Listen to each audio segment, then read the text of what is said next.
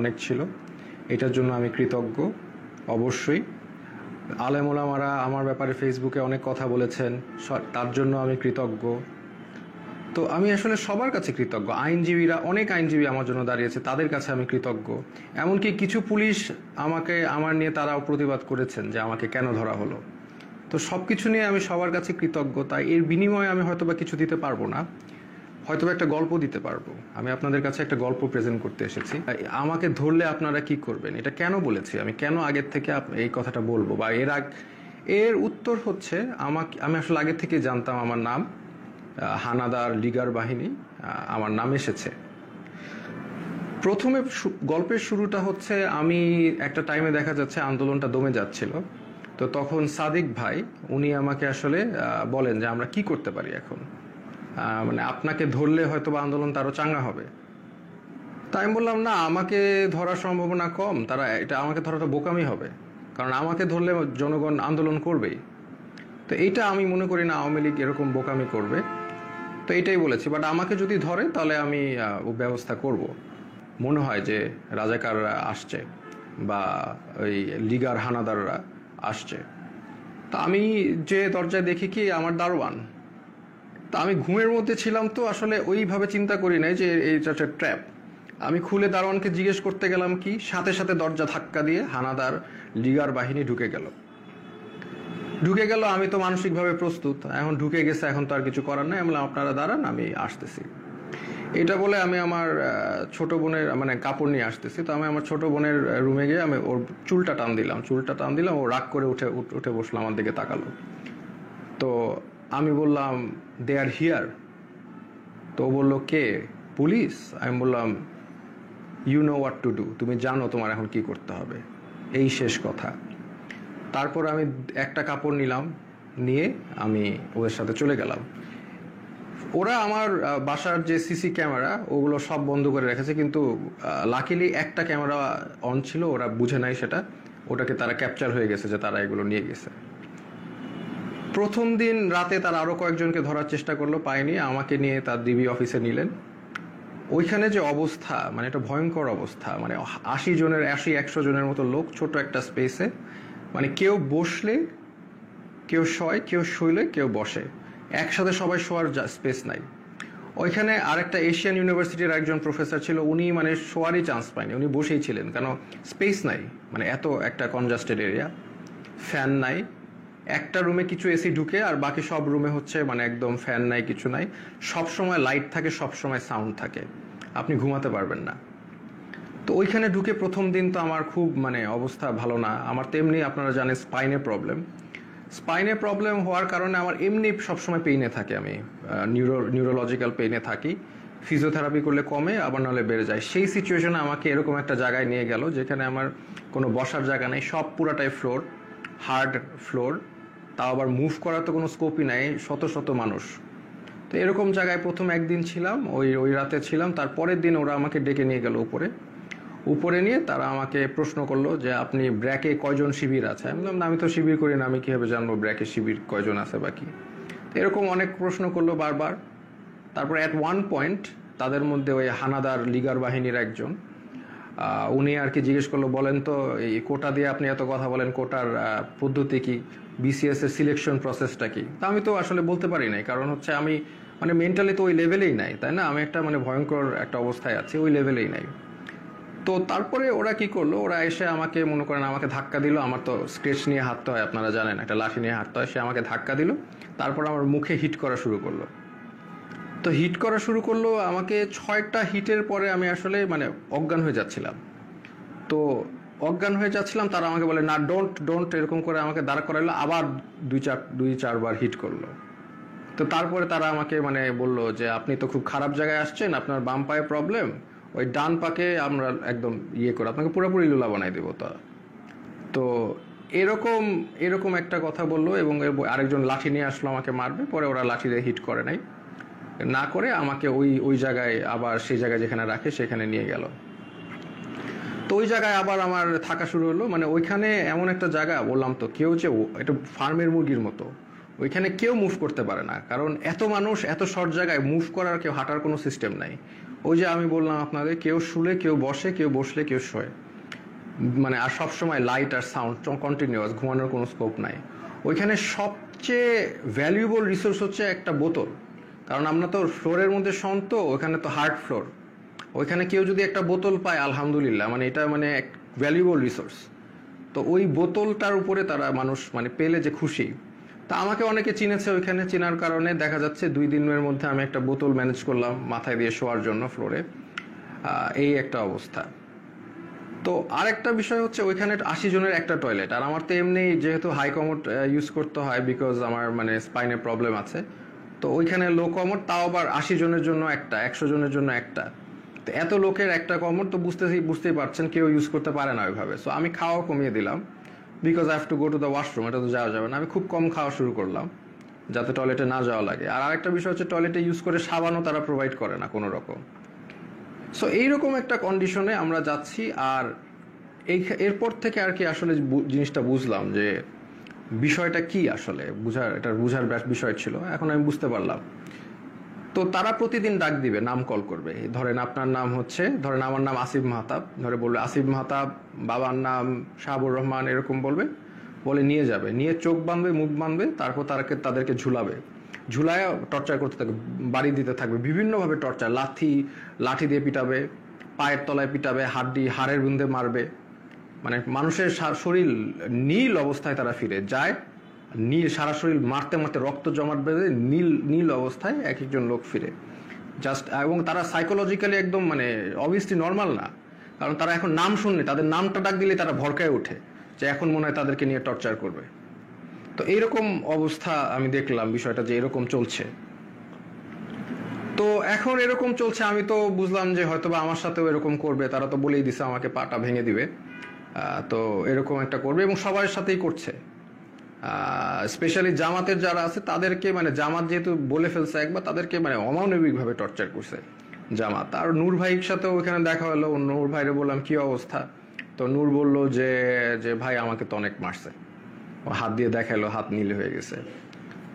তো এই হচ্ছে সিচুয়েশনটা। আর ওখানে তো মানে আর সবসময় তো লাইট, বাইরে যে একটা আলো, বাইরে যে বৃষ্টি পড়তেছে নাকি এটা আমরা গেস করা শুরু করলাম যে বাইরে আদৌ বৃষ্টি পড়ছে কিনা, কারণ মোটা ওয়াল, কোনো উইন্ডো নাই, কোনো বাইরের কোনো আলো বাতাস তো আমি জানি নাকি, ভিতরের মধ্যে থাকি আমরা বদ্ধ ঘরে, শুধু আলো আর এই যে কনস্ট্যান্ট সাউন্ড, মানে এই একটা অবস্থা। তো এরকম যাচ্ছে, এরকম একটা অবস্থা যাচ্ছে। তো এখন দেখলাম অনেকে ভেঙে পড়তেছে। তো আমি আর কি আমি আমার মতো করে ইন্সপিরেশন দেওয়ার চেষ্টা করলাম যে আপনারা এইভাবে টর্চার হচ্ছেন, আপনি কি মনে করেন না আল্লাহ আপনাকে এটার জন্য রিওয়ার্ড দিবেন? আজকে আপনারা তো জানেন নবী করিম সাল্লাল্লাহু আলাইহি সাল্লাম বলেছেন যে আপনি যদি এইভাবে নির্যাতিত হন আপনার গুনাহ মাফ হচ্ছে, আপনাদের গুনাহ মাফ হচ্ছে। আপনার যদি গুনাহ এইখানে থাকার কারণে গুনাহ মাফ হয়ে জান্নাতুল ফেরদৌসে যেতে পারেন, এটা আপনার জন্য ভালো, নাকি এইখানে ভালো থাকলেন তারপর জাহান্নামে গেলেন, এটা ভালো? তো এইভাবে আমি সবাইকে একটু ইন্সপায়ার করার চেষ্টা করলাম, মোটিভেশন দেওয়ার চেষ্টা করলাম। আর আমার নিজের তো হেলথ কন্ডিশন ডিটোরিয়েট করতেছে প্রোগ্রেসিভলি, আর ওয়াশরুমের ইস্যুটা তো ছিলই।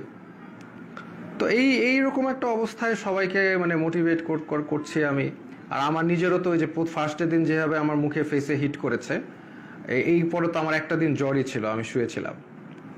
তো এই হচ্ছে আমাদের মানে সিচুয়েশন। আমি ওখানে একদিন শুয়েছিলাম, তারপরেও আমি সবাইকে মোটিভেশন দেওয়ার চেষ্টা করি। একটা ছেলে আসলো, সেই ছেলেটা কাঁদতে কাঁদতে, স্যার আমি তো কিচ্ছু করি না, আমি জাস্ট ইলেকট্রিক্যাল কাজ করি, আমাকে ধরে নিয়ে আসছে স্যার, আর ধরে নিয়ে আমাকে টর্চার করতেছে, কাঁদতে কাঁদতে শেষ। আমি বললাম কাঁদতেছো কেন, মানে তুমি পুরুষ মানুষ না, are you not a man, তুমি কাঁদবা কেন, টর্চার করলে করবে। বলে স্যার আমাকে স্বীকার করতে বলে, আমি খুন করেছি, এই করেছি, আমি তো করি নাই স্যার। বলে করবা না, স্বীকার করবা না, তোমার পাটা যদি কেটেও ফেলে তারপরেও তুমি স্বীকার করবা না, কেন করবা? যেটা সত্যি সেটা বলবা, তুমি করবা না স্বীকার, আমাকে মেরে ফেলবে। তো ওইখানে আবার একটা জিনিস বুঝলাম যে সবাই কান্নাকাটি করে যে তাদের একটু মানে জেলে কবে যাবে, মানে তাদের জেল হচ্ছে তাদের জন্য স্বর্গ। ওইখানে যেভাবে টর্চার করে, যে নাম ডাকবে, বাবার নাম ডাকবে, দ্যাট মিনস তাদেরকে টর্চার করা হবে। তা এই জন্য তারা যদি জেলে যেতে পারে, এটার জন্য তারা দোয়া করে আল্লাহর কাছে, আল্লাহ আমাদের যাতে জেলে দেয়। তো এরকম অবস্থা। আমাকে তারপরের দিন, আমি তো অলরেডি এর মধ্যে তো আমি আমার বোনকে বলে আসছি, তার মানে আমার যে ভিডিওটা ছিল যে আমি আমার ভিডিও দেখলে আমি মৃত, হ্যাঁ, তো এই ভিডিওটা আমি আশা করছি যে পোস্ট হয়ে যাবে, আমার বোনকে যেভাবে কাজ করতে বলেছি করবে, লয়াররা কাজ করবে। তো এটা আমি আশাবাদী ছিলাম যে ইনশাল্লাহ সবাই যার যার অবস্থা থেকে কাজ করবে, স্টুডেন্ট আন্দোলন করবে, যে এগুলো করার পরে এবং জনগণ যখন এটার এগেনস্টে কথা বলবে, আরেকটা ইস্যু হয়ে যাচ্ছে ফার্স্ট অফ অল, আর একটা নতুন ইস্যু হয়ে যাবে যেটা দিয়ে আবার আন্দোলন শুরু হবে। এটা আমি জানতাম। আর এটার পরে আমাকে যদি আরো টর্চার করবে, কিন্তু এটা তাদের জন্য আরো খারাপ হবে। তো তারপরে আমাকে তারা ঠিকই গুম করা অবস্থায়, আর আমার বাবা মা যতটুকু জানলাম আমাকে গুম করে ফেলছে। তো এটা তারা বলছে, তারা স্বীকার করে না যে তারা নিয়ে আসছে। তো এই অবস্থায় তারা আমাকে কোর্টে চালান দিল। তো আমি চিন্তা করলাম যে কোর্টে যেহেতু যাচ্ছি, এখানে মিডিয়া পাইলে আমি আমার এক আঙ্গুল দেখাবো, শাহাদাত, এক উম্মা, আমরা এক উম্মা, হ্যাঁ, আমার গায়ে আমরা সবাই এক। তো এই সিম্বলটা আমি চিন্তা করেছি দেখাবো। তো আমি জানি যে এগুলো দেখালে তারা আমাকে আরো অনেক নির্যাতন করতে পারে, দেখাইলাম, কারণ এটা আমি তো জানি জনগণ বুঝবেন যে আমি এক আল্লাহ, এক রসুল, এক উম্মা, এই কথাটা আমি বুঝাতে চাচ্ছি যে আমরা সবাই এক। আমার অত্যাচার যা হলে হবে, এই অত্যাচারের কারণে যদি আপনারা স্বাধীনতা পান, এই জুলুমের থেকে মাফ পান, তাহলে আলহামদুলিল্লাহ, নো প্রবলেম, আমাকে অত্যাচার করুক। তো আমি ডিসিশন নিয়ে নিলাম, এক দেখাবো। তা আমার সাথে ওই জগন্নাথের আরিফ ছেলেটা, খুবই সাহসী ছেলে, ও আমার সাথে কেসটা দিল, মামলা দিল, আমরাও গেলাম, আমি ওকেও বললাম যে আমি এক দেখাবো। তো এই অবস্থায় এই এক উম্মা শাহাদাতের আঙ্গুল দেখিয়ে আমি ওই কোর্টে দেখালাম, এবং কোর্টে আমাকে সম্পূর্ণভাবে মানে কোর্টের যে জাজ, তিনি আমাকে দেখে চিনে বললে আপনাকে ওখানে দাঁড়ানো লাগবে না, আপনি বসেন। তো উনি আমাকে বসালেন, কিন্তু তারপরে ওই মিথ্যা মামলাটা দিলেন যে আমি নাকি সেতু ভবন ভাঙচুর করেছি, যেটার মানে এটা জোক, মানে এটা যে কলাপস করছে সোসাইটি, ওখানেই প্রমাণ যে এরকম একটা মিথ্যা মামলা যেটার কোনো তথ্য নাই, প্রমাণ, এটা বলাই আসলে সময় নষ্ট। তো এই মিথ্যা মামলা উনি মানে জাজ আমাকে দিলেন, আর আমাকে আবার 6 দিনের রিমান্ড মঞ্জুর করলেন। তো ওই 6 দিনের রিমান্ড আবার গেলাম, আর এই সময়টা অনেকের সাথে পরিচয় হলো। ওখানে বিএনপির অনেক নেতা ছিল, পার্থ ভাই ছিলেন, ওনার সাথে আমি বললাম যে পার্থ ভাই, আপনার তো আর আমার মামলা এক, আমি তো আপনার সাথে আছি।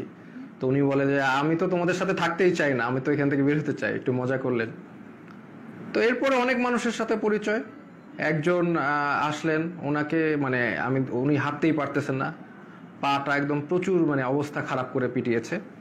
ওনার অপরাধ ছিল উনি ছাত্রদের পানি খাইয়েছেন, উনি ছাত্রদের পানি দিয়েছেন, ছাত্ররা পানি খাইয়েছেন, এই জন্য তাকে অমানবিক টর্চার করলো। তো টর্চার করলো, উনি এসে শুয়ে গেল। আমি বললাম যে এইগুলো একই কথা বললাম যে আপনাদের এটা গুনাহ মাফ হচ্ছে। তারপরে লাস্টে একটা কথা বললাম যে আপনি যে এত টর্চার্ড হলেন ছাত্রদের পানি খাওয়ায়, এখন আবারও কি খাওয়াবেন আপনি? তো উনি বললো ইনশাল্লাহ স্যার, আবারও খাওয়াবো। আমি like that's the answer I am looking for. আমরা আবার করব, আমাদের ছাড়লে আমরা আবার করব, we are not going to give up. আমরা তো আবার করব, তাই না? আমরা কি অপরাধ করেছি যে আমরা করব না? পানি খাওয়ানো কি অপরাধ? তো এই হচ্ছে একটা অভিজ্ঞতা। তো এরকম এই যে একজন পেলাম। আর একজন হচ্ছে মাদ্রাসা স্টুডেন্ট, তাকে বলছে খুন করেছে, সে পুলিশ খুন করেছে, এটা সে তাকে বলছে, এবং তাকে প্রতিদিন পিটায়, প্রতিদিন নিয়ে টর্চার করে। তো এটা নিয়ে আমরা হাসাহাসি করি, কারণ হচ্ছে এরকম একটা সিচুয়েশনে হাসাহাসি না করে যদি আমরা মেন্টালি ব্রেকডাউন করি, তাহলে এটা মানে হবে না, মানে এটা আমরা সব এইগুলো যা হয় সেটা নিয়ে হাসাহাসি করি। তাই আমি বললাম কি নিয়ে মেরেছে? বলে যে আমাকে বলেছে যে তুমি তো মাদ্রাসার স্টুডেন্ট, তুমি তো কোরআন পারো। বলে হ্যাঁ পারি। তো কোরআনকে বলছে অর্থ জানো? অর্থ জিজ্ঞেস করেছে, অর্থও সে পারে, সে কোরআনে হাফেজ। তো তারপর বলে কোরআনে হাফেজ রবীন্দ্রনাথ না কার বই পড়েছো? সে বলছে পড়েছি। তো বলে পড়লা কেন? এই অন্য এই নন ইসলামিক বই পড়া তো হারাম, এটা বলে আবার টর্চার করলো, হাতে পায়ে পিটালো। মানে খামুক, মানে একটা কিছু বলেই পিটায়। আমরা এটা নিয়ে হাসাহাসি করতে করতে শেষ। যে বলে আমিও বললাম যে কোনোভাবেই স্বীকার করবা না, যে তুমি যদি খুন না করে থাকো তুমি মিথ্যা মামলা দিও। বলে আমাকে আরো টর্চার করবে। বলে করবে, বললাম তো তোমাদের করাত দিয়ে হাত পা কেটে দিলেও স্বীকার করবা না, যেটা সত্যি সেটা বলবা। এরকম একজন সবচেয়ে কষ্ট লিখেছে যে মানে একটা ছেলে, ওর নাম হচ্ছে সানিয়াত ভাই। উনি হচ্ছে বিএনপির একজন মন্ত্রীর ছেলে, নাম বললাম না। তো ওরা আসলে খুঁজছিল তার বাবাকে পায়নি দেখে ওই ছেলেটাকে ধরে নিয়ে গেছে, সানিয়াত ভাইকে ধরে নিয়ে গেছে। তো সানিয়াত ভাইকে 4 দিন, উনি বলছে 4 দিন ওনাকে পিটিয়েছে, চোখ বেঁধে হাতে দিয়ে ঝুলিয়ে পিটিয়েছে। এবং সবচেয়ে যেটা উনি বলল যে ওনার মাকে ফোন দিয়ে শুনিয়েছে যে তাকে যে টর্চার করছে, এটা তার মাকে শুনিয়েছে ফোন দিয়ে, লিগার হানাদাররা। তো তো লিগার হানাদাররা মাকে শুনিয়েছে যাতে বাবা এসে তাকে দেয় এবং ছেড়ে নেয়। আর যেহেতু ওনার বাবা আসছিল না, বা ওনার অবশ্যই তারা তো জানিয়ে যায়নি কোথায় গেছে, তাকে অমানবিক টর্চার করেছে। সেই ছেলেটা এমনি আমার মতোই, তার স্পাইনের প্রবলেম আছে, আমার মতোই অসুস্থ, এবং তাকে টর্চার করেছে বিভিন্নভাবে, হাতে পায়ে ঝুলিয়ে পিটিয়েছে। তো সে কানতো অনেক, আমি সান্ত্বনা দিতাম, আমরাও সব বিষয় নিয়ে মজা করতাম।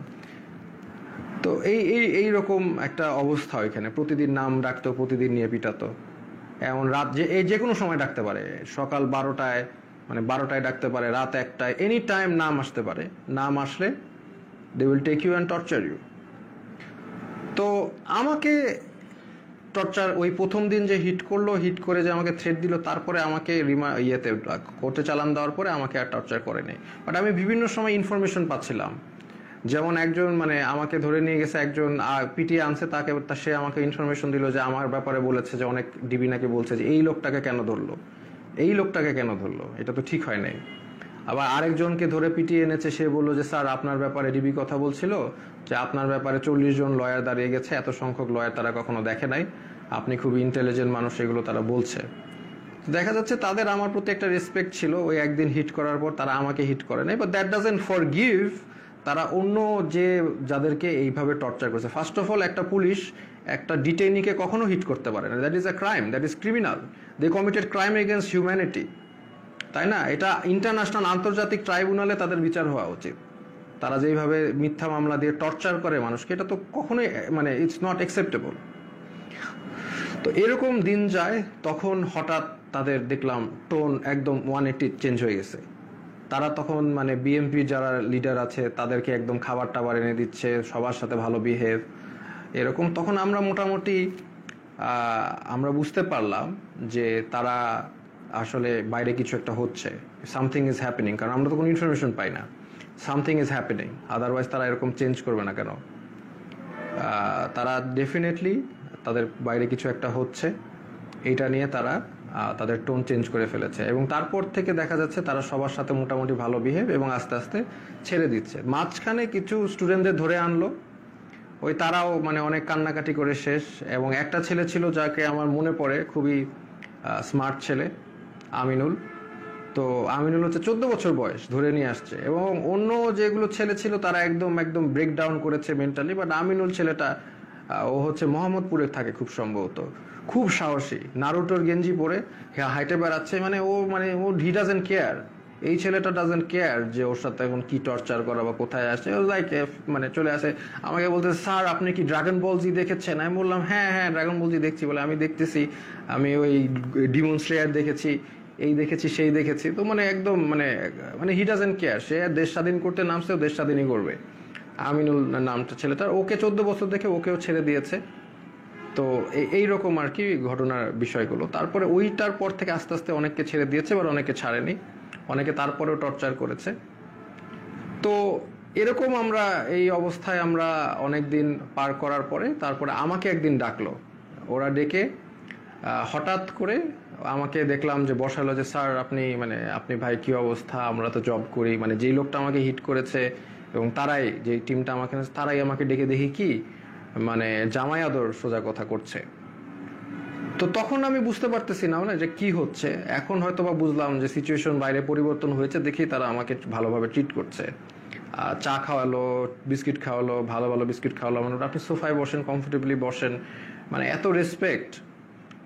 এরকম করছে কেন আমি তো শিওর ছিলাম, আমি তো মনে করছি ট্র্যাপ। আমাকে খালি বলে যে এখন বাসা তো পুড়ে যাচ্ছে, এখন আমাদের কি করা উচিত, শেখ হাসিনার কি করা উচিত। এখন আপনারা তো অনেক টিচারও তো, আপনারা তো অনেকে ছাত্রদেরকে উস্কিয়ে দিয়েছেন, এই সেই, মানে আমাদের তো এখন আগুন ধরছে বাসায়, আমাদের তো আগুন নিভানো উচিত।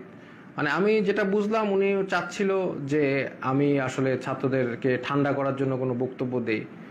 তা আমি এভাবে কোনোভাবে রাজি হই নাই, আমি তো হব না।